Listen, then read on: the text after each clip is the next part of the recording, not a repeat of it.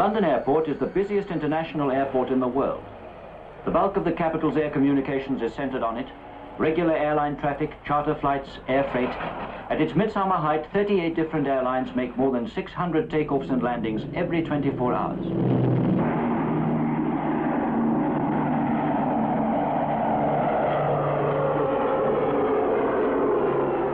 Comets, Constellations, Bristol Britannias, Seven Seas, Stratocruisers, Argonauts among the medium-range and long-distance aircraft, Viscounts, Metropolitans, Elizabethans and Pioneers on the short-haul continental and domestic routes, picturesque names gracing regular routine services to every corner of the world.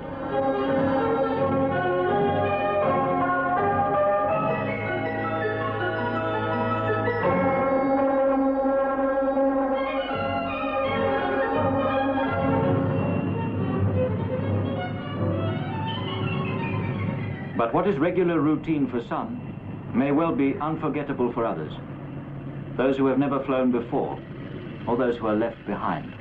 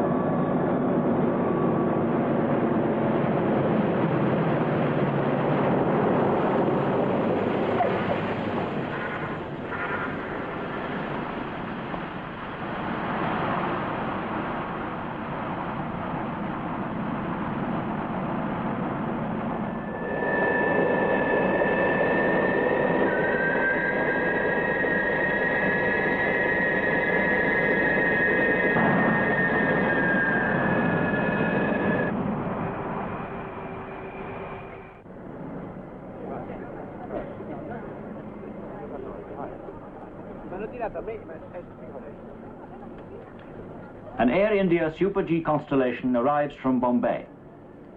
In spite of the attention lavished on their comfort since they set out yesterday, the passengers are rather tired after so long a journey.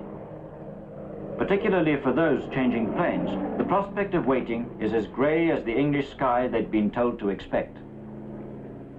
But at the North Terminal, where the long-distance passengers disembark, Ram Rustomjee, the new First Secretary at the Oslo Embassy, is met by a sunny summer morning and a receptionist who will take care of his family.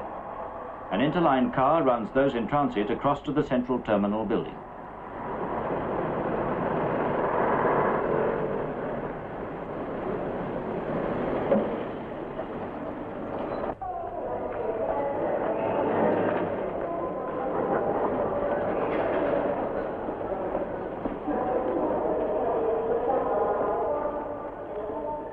Though the nursery holds promise of relief, Mrs. Rustomjee is worried for her children, who speak no English and may feel lost amid the European strangeness.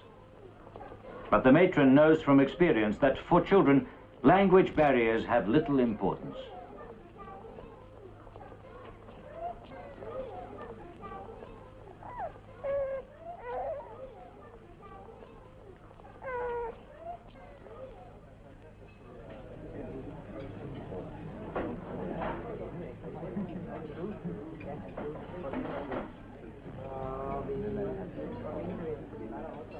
The Rustomjees enjoy the peaceful luxury of the passenger restaurant, and outside the traffic continues to Geneva, Glasgow, Milan, Brussels, Stockholm, Lisbon, Frankfurt, while a British European Airways captain and first officer arrive to take charge of their flight, BE 420 to Amsterdam.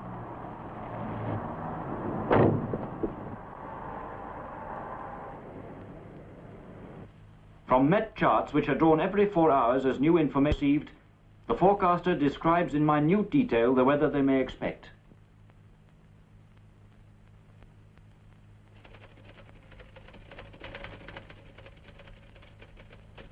From the Aeronautical Information Service, they gather all the particulars about radio aids and hazards en route or at the airport of arrival.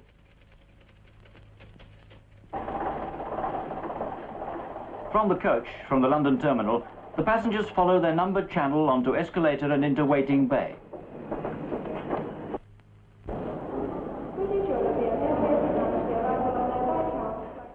always there are one or two who catch the eye. Ling, graduate of Hong Kong University. Annie and Louis Verspiek of Holland.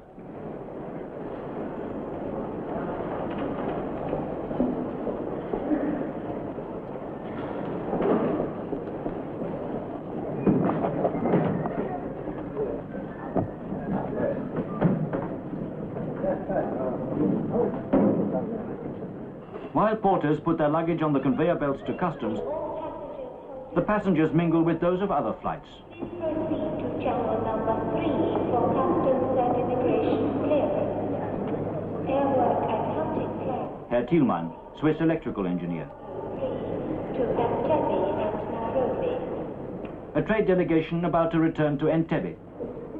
Monsieur Duval, wine exporter from Bordeaux. Mrs. Howard Hartwell, flying with her son to her husband in Boston after visiting her parents in Rugby. Anthony Farnes, London advertising executive, bound for Belfast. All the nationalities that come and go on business and pleasure in the main concourse, the hub of the airport's passenger handling activity at the day's peak. With Miss Ling, passenger to Amsterdam, please call at the General Inquiry Desk. Miss Ling, please. The Chinese student is summoned to the General Inquiry Desk to receive a message.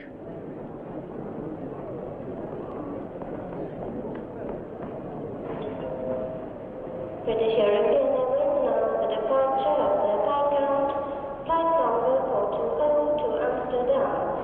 For passengers, please proceed to channel number 6 for customs and immigration clearance. British European Airways flight 420 to Amsterdam.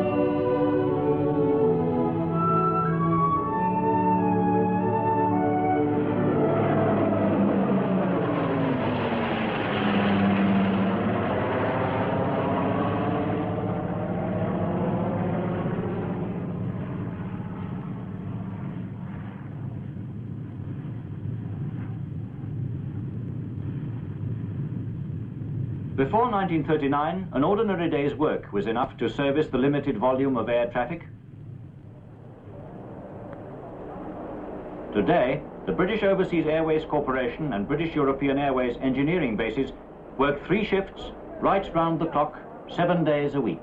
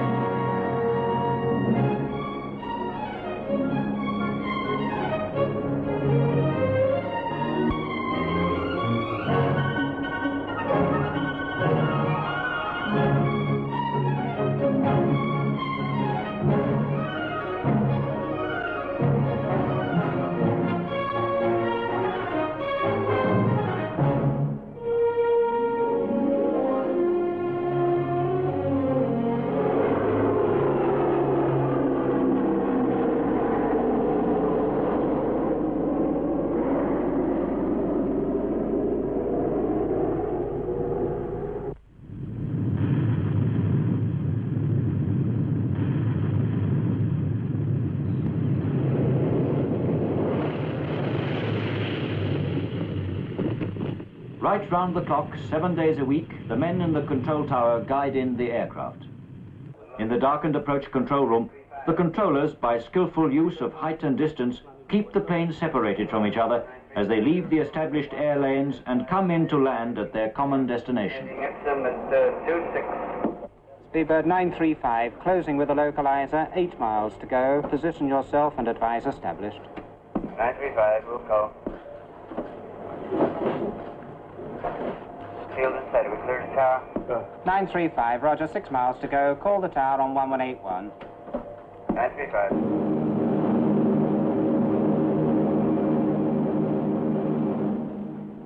At night, and in bad visibility, pilots are guided by radio towards the runway until they can pick the lights by which they judge their exact position for landing.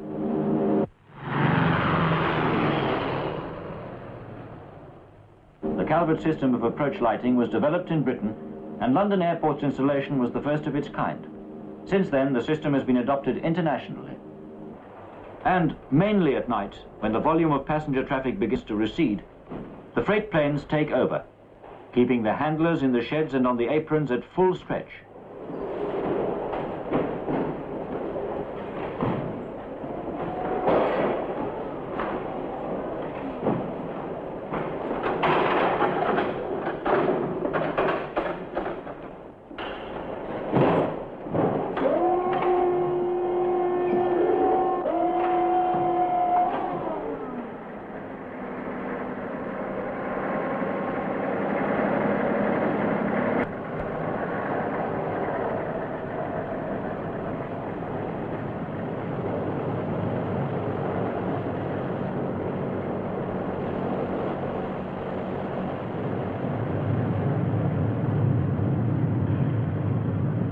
During the brief interval between 3 a.m. and dawn, even here in the top of the tower, where all the movements of aircraft from touchdown to takeoff are meticulously controlled, a man can relax.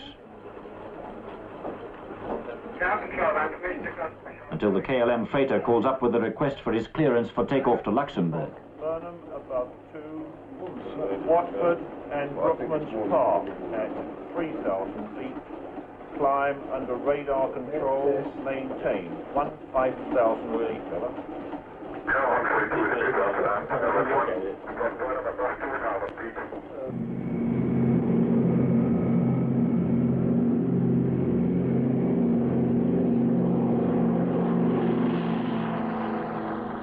When airborne, call London Airways on 127.1.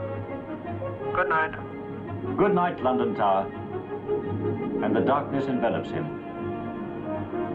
He'll be back for breakfast.